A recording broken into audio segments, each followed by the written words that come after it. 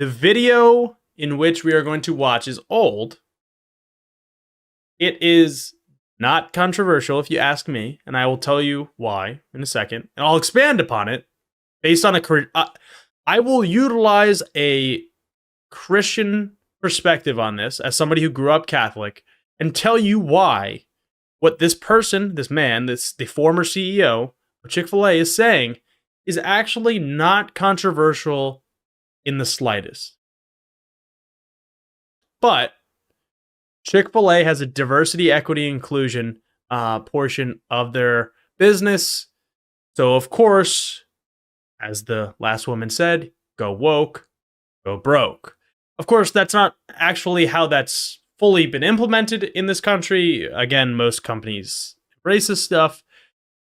But Chick-fil-A, which is closed on Sundays and is owned by a pretty conservative Christian family, now it's all over because the former CEO in an old video said this. Story that was shared with me by a dear friend who shared with me about a revival that was taking place at a church in Texas. And at that revival on the front seat. At a church, remember, at a church in Texas. The older African American man that was sitting there. And this young man got up that was there in that service, and he'd been so gripped with conviction about the racism that was in that local community in a small town in Texas that he took a shoe brush and he walked over to this elderly gentleman and he knelt on his knees and began to shine his shoes. And tears began to flow in that service. It was an attitude of conviction. So I invite folks to put some words to action here. And if we need to find somebody that needs to have their shoe shine, we need to just go right on over and shine their shoes. And whether they got tennis shoes on or not, maybe they got sand. For those listening, the guy speaking is going over to a African-American dude on this panel. Now, I don't know what this panel was, to be honest with you, but it was in response to the George Floyd murder. And he is cleaning his shoes. That is all he's doing. Zone, it really doesn't matter. But there's a time in which we need to have, some personal action here. Maybe we need to give him a hug too, brother. And some stock in Chick-fil-A. see, like what this is actually the epitome of what I'm saying, where it's like this guy is doing a performative action and this guy wants real action and saying like, how about some actual ownership in the company that you're talking about, some real reparation for what you're alluding to. But this is also not there's no harm in what he's doing either. I'll let this clip play out and then I'll expand upon it. I bought about 1,500 of these, and I gave to all our Chick-fil-A operators and staff a number of years ago. And so any expressions of a contrite heart, of a sense of humility, a sense of shame, a sense of embarrassment, beget with an apologetic heart. I think that's... So what he is doing there and talking about humility and talking about, I forget the exact word he just said, but I was coughing, but, tranquil heart or whatever. What he is performing there and what, again, it is performative. It is not saying we should give X to the generations following the people that were enslaved in this country, and X being whatever we decide is reparations. That's not what he's advocating for, which I think most people in my audience would support some level of reparations. We could hash that out. But as a Christian and as somebody that is, the CEO of a company that is known as a Christian company,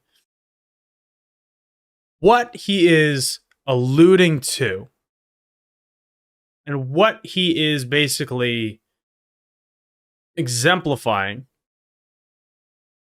is Jesus washing the feet of his disciples, including Judas, who, remember, betrayed him, if you know your biblical history here, who betrayed him, and washing their feet at the Last Supper, showing humility and showing a level of a tranquil heart, as he says. That is the symbology of what he is suggesting. And this was interpreted by the right wing as him saying that all white people should get on their knees and shine the shoes of black people, which is not what he was saying. They're absolutely going nuts over this. And it is so ridiculous and manufactured, the outrage that continues to pour out over these things that have nothing or little to nothing to do with outrage that should be happening. We're not upset. They're not upset. I am upset, but they're not upset about people going hungry. They try to claim that they care about the veterans. They do not care about the veterans that are losing their housing. They could talk about all these different things about the trans movement, but they could give a damn about providing health care to everybody in America. They complain about, the indoctrination and grooming of people and woke corporations, but they never talk about wealth inequality that perpetuates the issues that face LGBTQ plus people, but also white people, black people alike, everybody across the spectrum. So when they talk about these issues and they divide us up based on race, which, okay, now let's go to, I want to show you guys this because this is a game that I like, and I'm going to talk to you about why people are mad. Okay. Building off what we just said, the issue of race in this country continues to be one that Americans struggle with, and in the American right specifically. Now, for those who don't know what LOTR is, that is Lord of the Rings. Now, what I am showing you is a Lord of the Rings Magic the Gathering card. Yes, which you had probably no idea that's what we were going to be talking about today on a political show. But this is yet again another example of reactionaries being unable to think outside the box, to accept differences, to grow and to progress beyond what their myopic viewpoint of the world is. Aragorn, who is one of the main characters in Lord of the Rings, and if you've seen it, he's in all three movies, and he is played by, I forget the famous actor, but he's played by a pretty iconic actor. These cards are not based on the actors, they are based on the books, and they are expanded upon to take liberty where an artist, because remember, artists have liberty in what they are making, they made Aragorn a black man. Oh man. Because he is half human, half elf. Elves, according to some of the most sweatiest neckbeards, and I am amongst them, but I don't agree with them, elves can't be black in Tolkien's universes. And this is the type of myopic viewpoint that we're talking about, where the obsession of race only exists one way.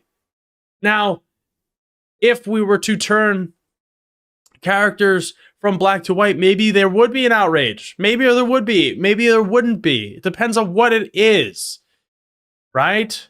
If we turned Blade into a white dude, I don't think it would be nearly as problematic as turning a historical figure into being portrayed by a white actor or whatever.